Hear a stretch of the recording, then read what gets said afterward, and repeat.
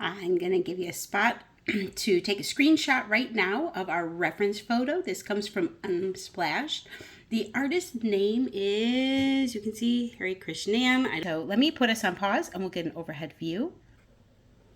Okay, we are painting for the July, here's my little notes here, the July 11th prompt, which was spicy. I am behind by a couple of days, so I'm going to get us caught up today.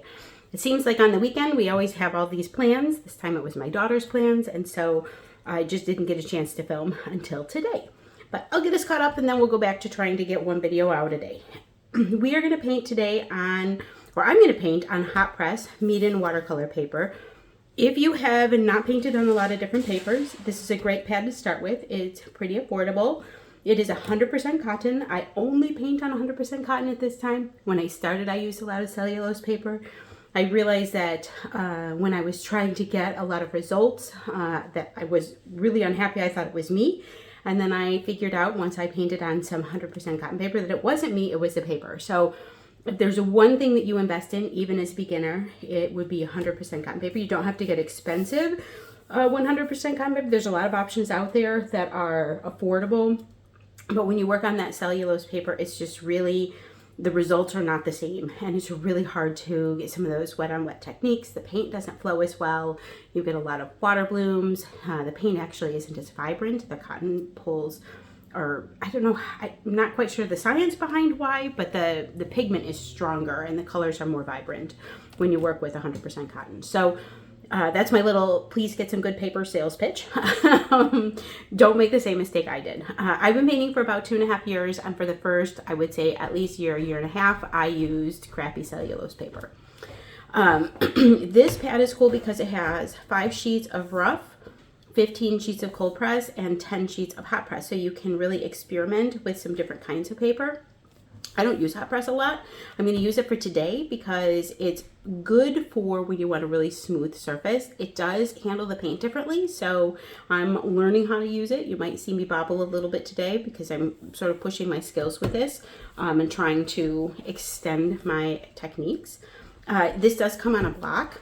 So that means that the paper is glued on all 4 sides. You can take it off by, there's like a little slot here. You can see, oh, no, it's on the other side. There's no glue. So they leave this space like this big of no glue, and you just insert like a palette knife. I have like this plastic little tool that works really well. And you get behind that last page and you zip it around to unpeel off of the glue. Now, when I'm going to cut down to a half sheet, I take it off first. But if I want to paint on the whole sheet, I leave it in the block because it acts like tape and it keeps your paper stretched and flat so that you don't have problems with buckling. So I really do like these blocks. Meeden is pretty good paper. I use a lot of Bao Huang paper. I also like Arches. And Fabriano paper. If I'm going to paint on cellulose paper, I pick Fabriano, I think it's called 1264 or something like that.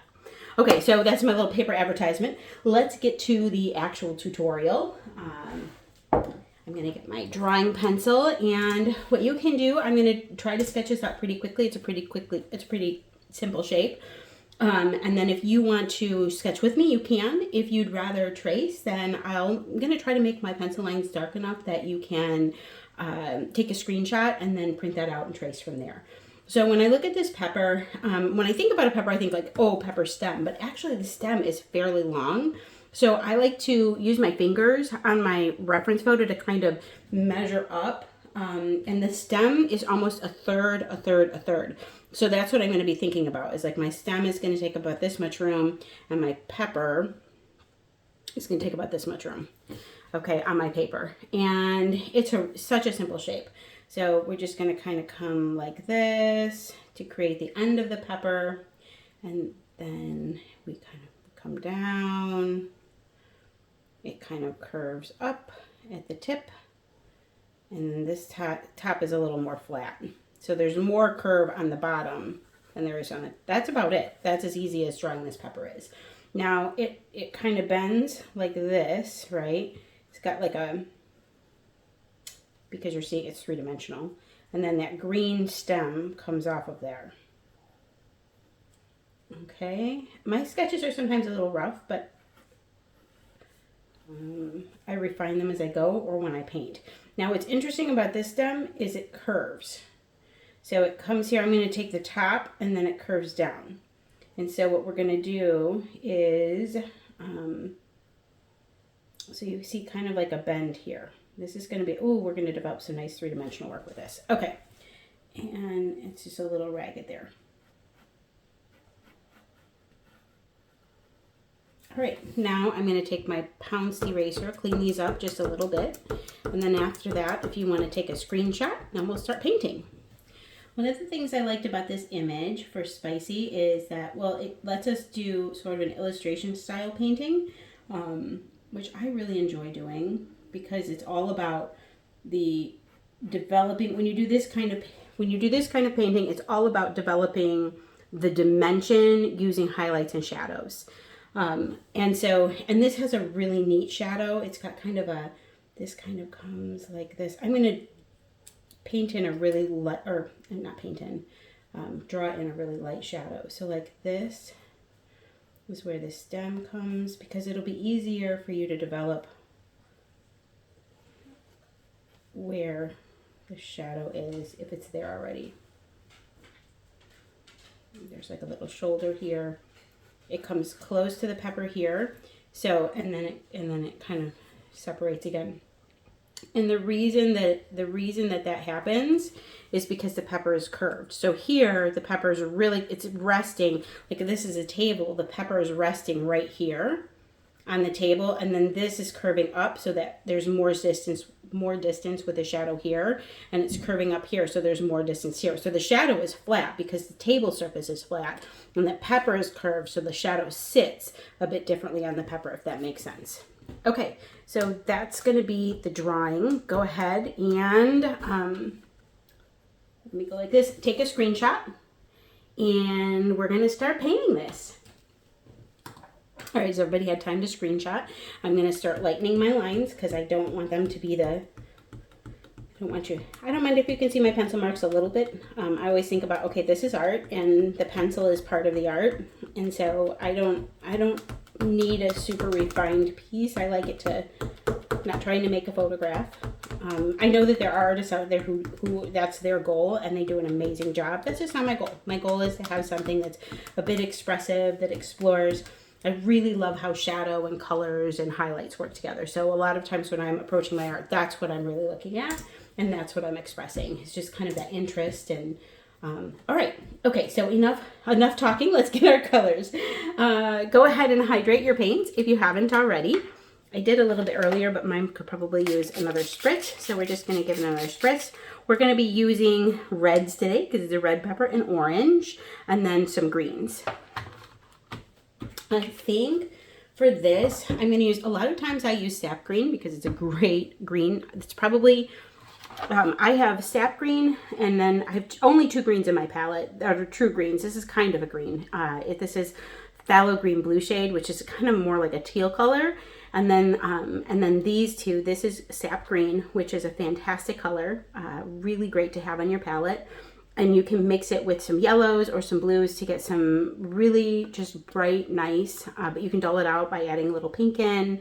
And so it's just a really utilitarian green for landscapes. And then the other green that I have is green, genuine appetite. Green genuine appetite. I'd never know the word. I'm going to learn the order at some point. But actually, I have it here. Here it is. Okay, so it's actually called Green Appetite Genuine. Okay.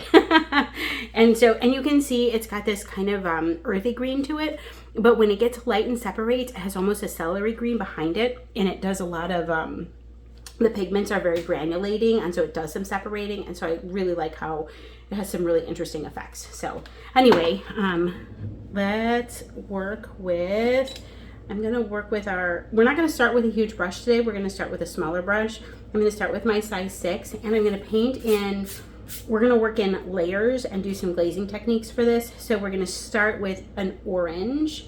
And so let's go ahead and I'm going to use my vermilion red, which is one of my favorite reds, but I'm going to use it in this side of the palette that already has this yellow in here, because I want it to have some yellowy undertones. And I might just pick up a little bit of my, this is as a yellow medium. All right, and this is a Rembrandt color, and this is a Rembrandt color. I use both Rembrandt and Daniel Smith mostly with some Van Gogh paints. Okay, and now we're just going to paint our whole pepper in this, because what's going to happen is we're going to come back in and start giving it some depth and dimension by painting their midtones and the shadows. But we start with the lightest color. And if you notice, I did not outline the shape. I started at the top and I just moved the paint down. You get a better, smoother wash when you do that. And the next thing we're going to do is add our green for our stem. And so I'm going to do a really light version of that Green Apatite Genuine, and I'm just going to bring it over to my palette here. And you can see it's really dark. I actually think initially I'm going to add the same yellow. So this is going to kind of unite my painting, right? Between the two different colors. If I add the same yellow into both sides, both this side and this side, then the underpainting is going to have these really similar tones, and they're going to just, it's just going to unite everything. Okay, I'm just going to paint in that stem. And I'm going to come here. And this is a little wet, so it might bleed a little, but I'm okay with that because this part is kind of dark. So I've got kind of a bead. Okay, so it means I had too much water and paint on my brush for the space I was cleaning, or for the space I was painting in. So what I can do is rinse my brush, dry it off so that it doesn't have much water, and I can just pick up that extra little bit of paint so that I don't have a bunch of paint sitting there. And this is, okay, so again, this is working on hot press paper versus cold press paper. I think hot press, it's a smoother surface, and I think the water maybe sits on it differently. So this is just kind of a learning experience for me, and then I'm figuring out how the water and the paint interacts with the paper. And it is going to be different. Like even if you use 100% cotton and you, it's a little marks there. If you use 100% cotton and you switch between brands, like Arches paper works very differently than Bauhong. And Bauhong is what I started on for cotton paper because it's a little more affordable, but then I bought some Arches and I really like it too. But I do have to control my water and my paint a bit differently between the two. And then I have another paper that's like this really rough surface. And it's, I think, made by Canson, but it's like a really high quality Canson. It's super rough cotton paper. Again, it handles the water and the paint really differently. So definitely explore different papers. And you can do some simple exercises to help you get to know the paper. If you cut down paper and then you have like little strips, save those little strips to play on, because that's always good. Or if you make a painting and you're like, I really don't like this, and you don't want to finish it, then you can use that as practice paper. I have one right here. I could just throw this in. This was one that I was doing for one of our tutorials actually, and I just didn't like the way this blend came out at all, so I pitched it and started over. But I'm saving this paper because now I can use that as scrap to test colors or water. And part of it was that this was one of the first times I was using this brand of paper, and so I expected it to behave a certain way, and it just didn't. And so my wash didn't turn out the way I wanted it to. So I had to start over again.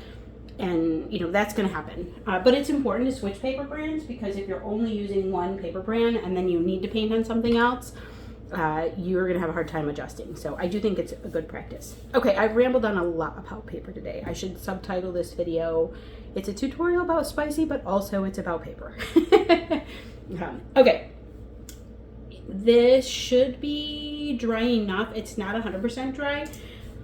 We're not going to wait for it to dry 100% because we're okay if things bleed a little bit, but we don't want them to bleed too much. And so the pepper is being lit from the top.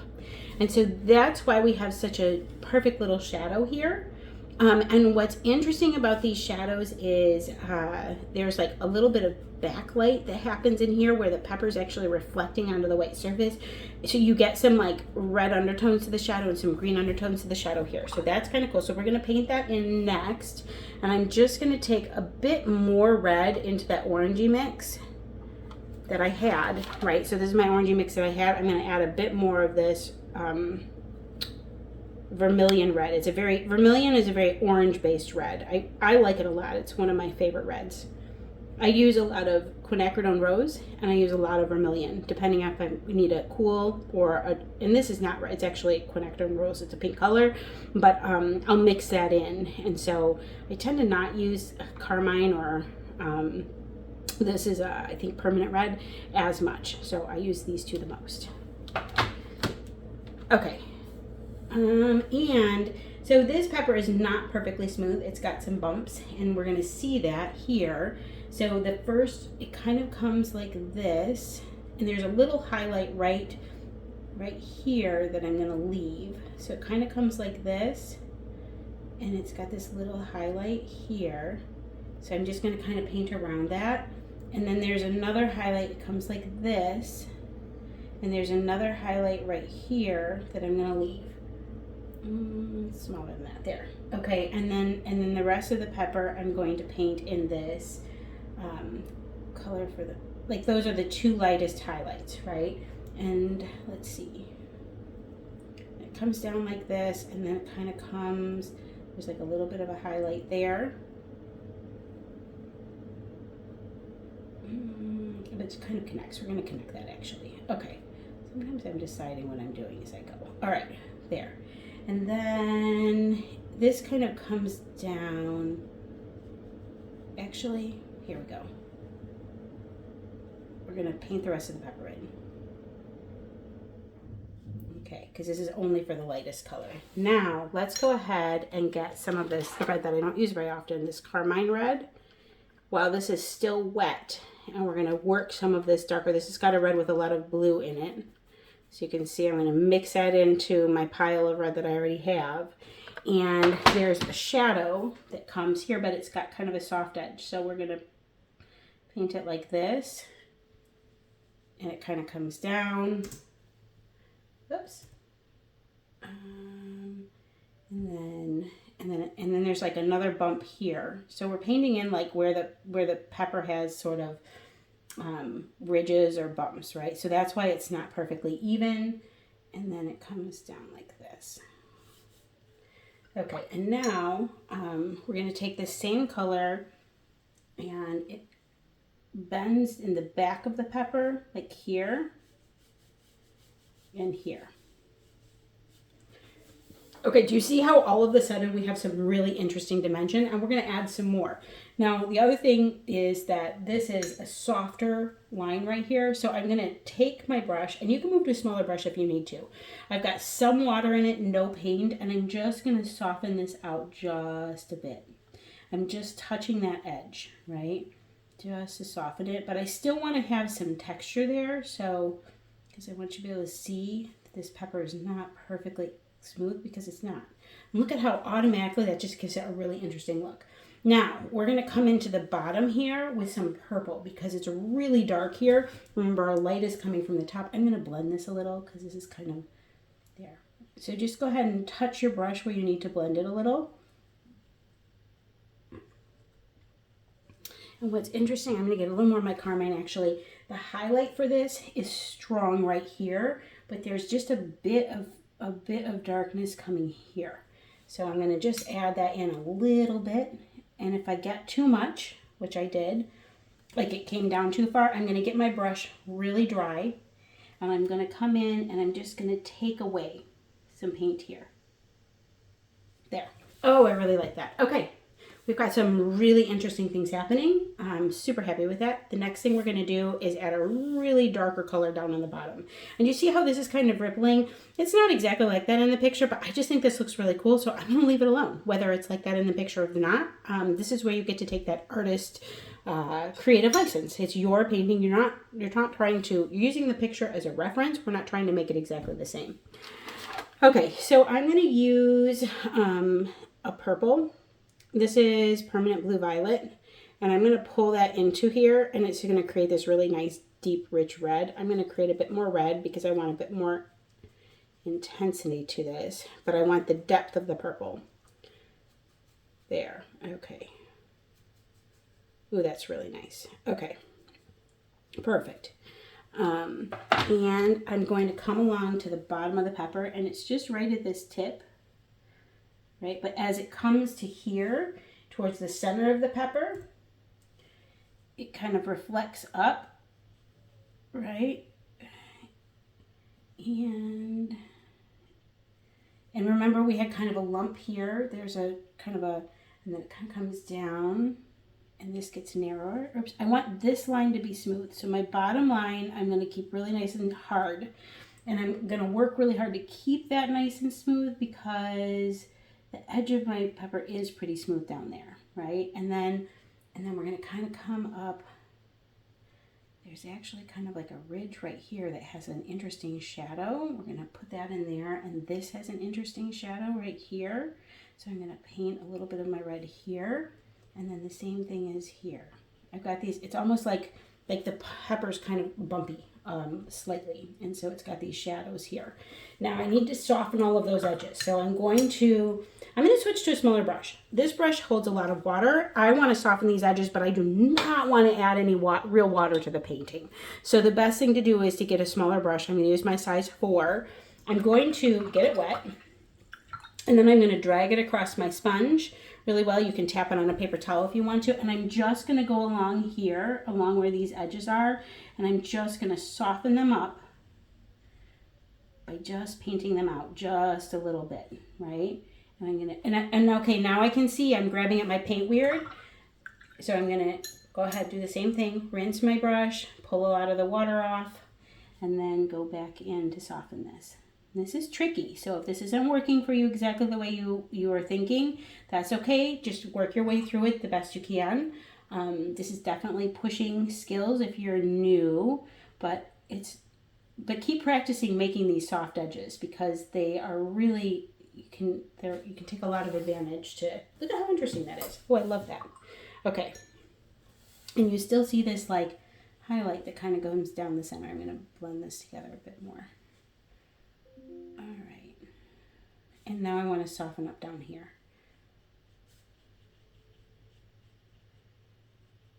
Okay, and again, this hot press paper works so differently from cold press. This is, I see my brush strokes a lot more in here, so it's just something that I'm having to get used to for sure. Okay, I think I'm going to leave the pepper alone for right now. We're going to let it dry. And then you know what I feel like? It's a little bit, I've lost some of my curve for some reason. So I'm going to come down here, just curve it out a bit more.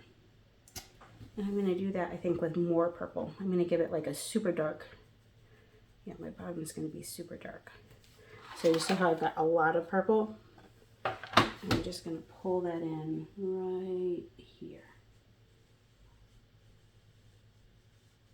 Being really careful to not disturb my other paint layers. There. Okay. I'm going to not touch it. Because right now, if I keep touching it, it's going to turn into something, I'm going to start making a mess. It's going to start to muddy. I'm going to start to get some weird brush marks. As soon as you start seeing that, as soon as you start seeing some weirdness, stop. Let it go. Let it dry all the way. You can always go back in and glaze over the top a little bit if you need to. But it's important not to overwork it because this is where things can turn into... you can have something you really like and then all of a sudden you have something you don't like at all. So, okay, so we're going to move on to the stem because it's dry. I'm going to grab some of and I'm going to use my small brush because the stem is really narrow. If I use a big brush, I'm going to end up with way too much water. All right, this green Apatite Genuine I love. I'm also going to get a pile of this yellow because this part of the stem and then the top is kind of yellowy. So we're going to start with that. I'm going to start with like right here. I'm going to paint in some yellow and I'm going to paint in some yellow along the top. And then the other spot where you see some highlights is it kind of comes in like this towards the center a little bit. And then there's a bit of highlighting right here. At the bottom, I think it's just kind of a reflection and a little bit here. Okay, and now, so you can see I've kind of painted, remember the light is coming from the top. And so you're seeing the highlights on the top of the stem from that. So I'm going to get my green Apatite Genuine and I'm going to come in here and paint the rest of this. And it's still a little wet, so it's going to flow in. And I'm just going to kind of pull down.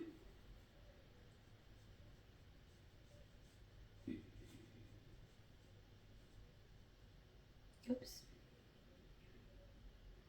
The thing about an object like this is that it's natural and it's not like perfect, and so if you have a little bobble you're just like, oh well, that's gonna get a little bigger. Okay, and now I'm actually gonna use a little bit of purple in my green because I've used this purple as my shadow on the pepper, And even though I wouldn't ordinarily mix purple necessarily into green, I'm going to do it in this instance because it's going to give me a nice dark green. It's going to gray it out a little bit, but that's okay.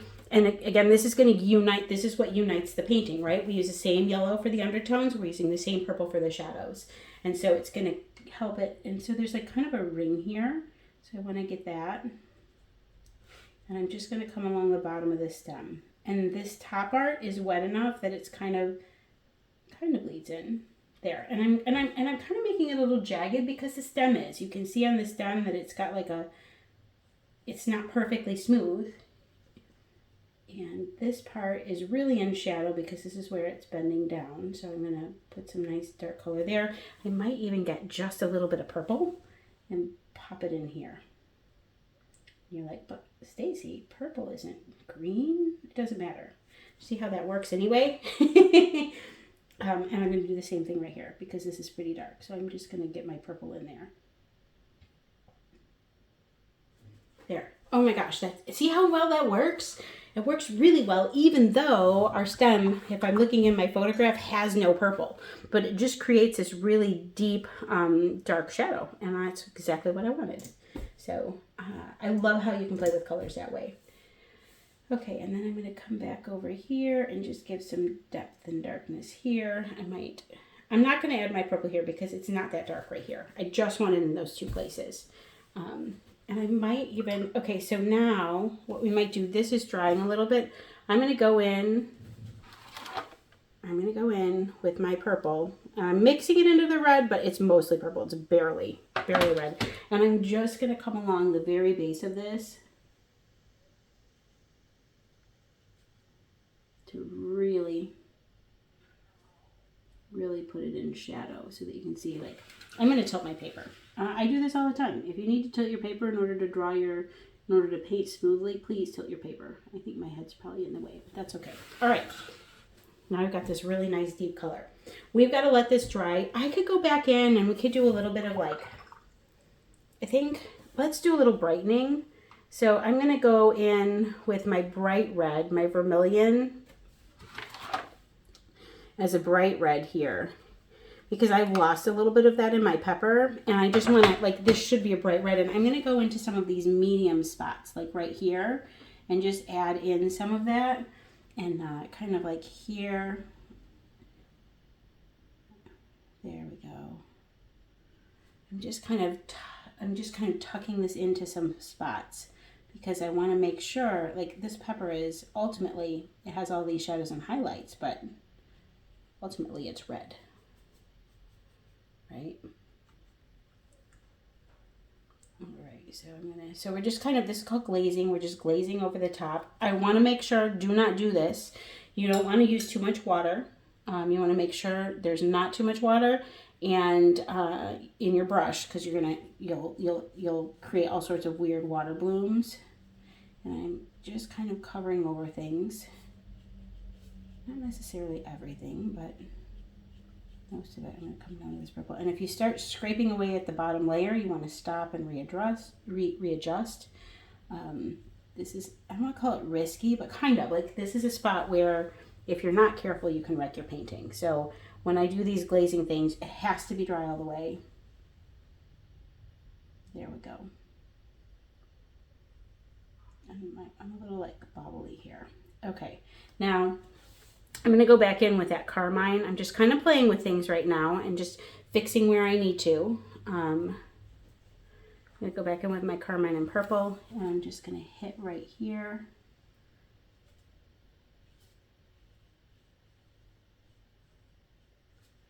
And right here. And right here to make sure this stays really nice and dark. Okay, I think I'm gonna leave it alone. Ooh, it looks shiny, it's got reflections in it, it's shadowed. Do you see how we took something that was totally flat and we gave it lots of dimension? That's super fun. Okay, we're gonna switch to not our all the way big brush, but I need bigger than this for. So I'm gonna move to my size, let's see.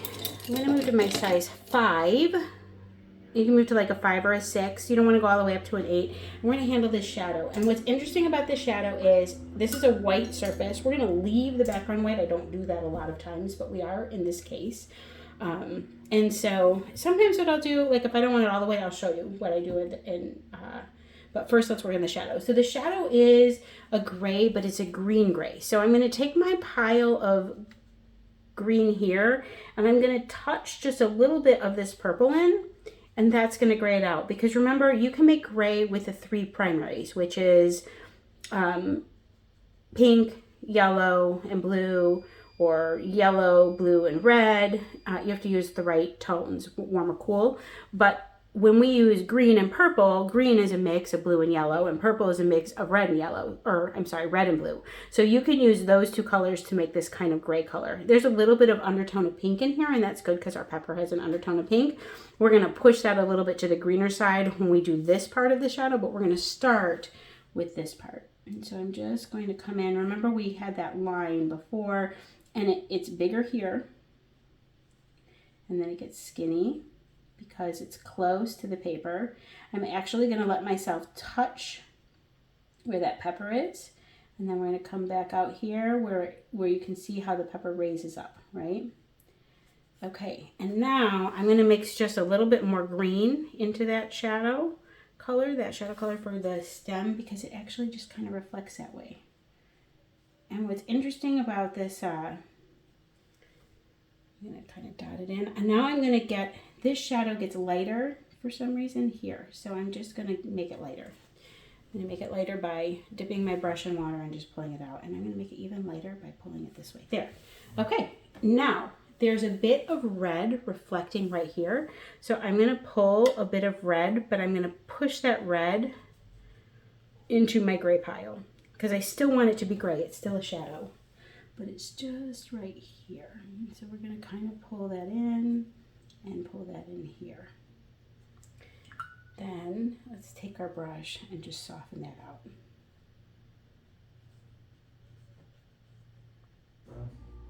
Okay, there we go. I'm just being really gentle. Okay, I've got a little bit of water bloom here, but that's okay. I'm not going to worry about it. One thing I noticed is that the tip of this sort of blends out a little, so I'm going to do that. I can always take a little paper towel to lighten it up. There. Okay, now you can leave it right here. I have a thing about white paper. I don't know why. So when I have a painting like this, again, you can be done. You can turn off the video, say, oop, I'm really happy with my pepper. I'm not going to touch it. So do that. But I just like my paper to have some color to it. So a lot of times what I do is I take some of the colors that were in my painting and I make this like just kind of muddy mess. I add a lot of water to it. And I'm just going to kind of like, and then I'm going to, with the sound effects. And then for the top, I might do a little more, I might add a little more of the greeny blue color, but again, same thing, like really watered down. And I'm just going to kind of, I think the reason I like to do a little something like this is because I love how the tape looks and how you get that crisp green, or not green, that crisp white line. And when you don't have any kind of background at all, you lose that. Sometimes I like to just add, not that there's sky up here, but somehow it just, for me, adding a little bit of blue into that, and I'm going to come down to that pepper very carefully, and I'm going to kind of come in with my paper towel, soften that up so that it's barely there, right? Get a little bit more up here. Okay. That's it. It's barely any color. And if I took a photograph of that, you're not going to see it in a photo, and you might not even see it on camera, I'm not sure. But when I take the tape off in person, you can just see that little bit. If you wanted to make this like more splashy and you wanted to do this in a looser style, you could add some splatters right now. That would be fun. I'm not going to do that because this is pretty crisp looking and I want to leave it crisp. All right, thanks for joining me for this July 11th tutorial for World Watercolor Month 2025. I know I'm a few days late. I'm gonna post this video and then I'm going to make another and then another so that we get caught up to the 13th today. And then after that, I'll do my best to post a video each day, although I can't make any promises because life happens. All right, thanks so much, and I look forward to painting with you again on the next tutorial.